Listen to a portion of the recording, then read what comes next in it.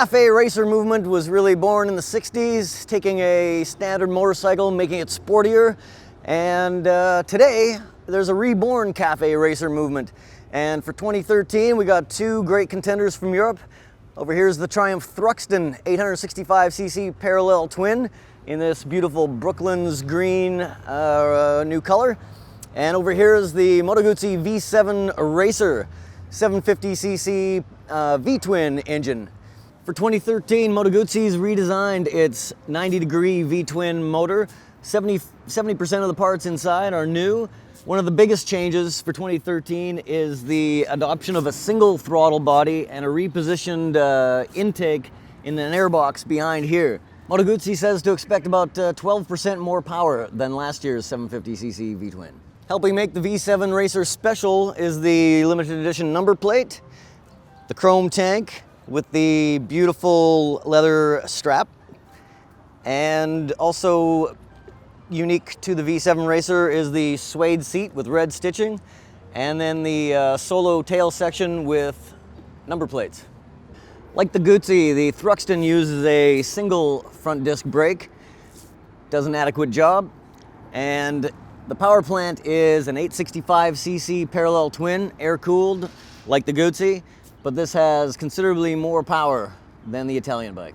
Early Triumph Thruxtons had a really low bar position that was really uncomfortable and unbecoming of a bike such as this that should be more comfortable for long distances. Thankfully, that's changed. The bars are now higher and have a comfortable riding position that you don't have any weight on your wrists when you're riding on the freeway. Adding a bit of sportiness to the Thruxton is this gold racing stripe that continues back onto the solo seat cowl.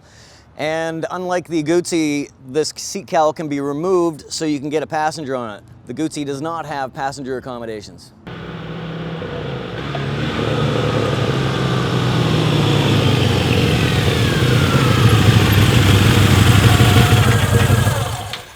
All right, these aren't really sport bikes, but like they're sporty retros.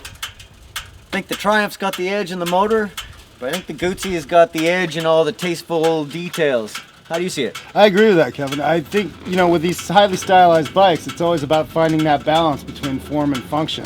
And I think the Thruxton is a little better at that because it is a very beautiful motorcycle, but it's also got the performance and the comfort. So yeah, the Triumph motor has more power, but it's almost electric-like compared to the Guzzi. The Guzzi, you can feel it vibrating, you feel it rock the bike at when you're revving it when it's stopped. It's got some more character, but it's also kind of more annoying in a way.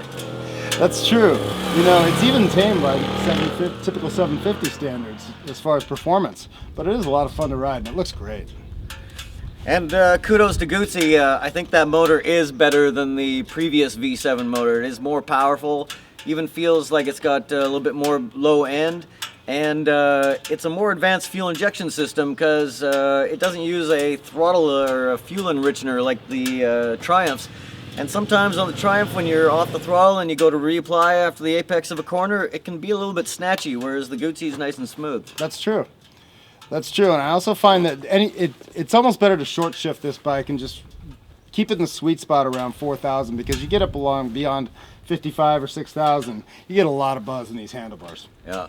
All right, just finished a long day on these modern takes on cafe racers. Moto Guzzi V7 Racer. I think it's the eye-catching bling magnet of the group, but the Triumph's got some motor on it, and it's possibly a more usable everyday motorcycle. What's your take, John? I think it's definitely more comfortable, especially if you're going to go on a longer ride or using it as a daily commuter. This thing has eye candy, It's beautiful if you're going to go hopping around, but if you're going to need a daily rider, this might be the one for you.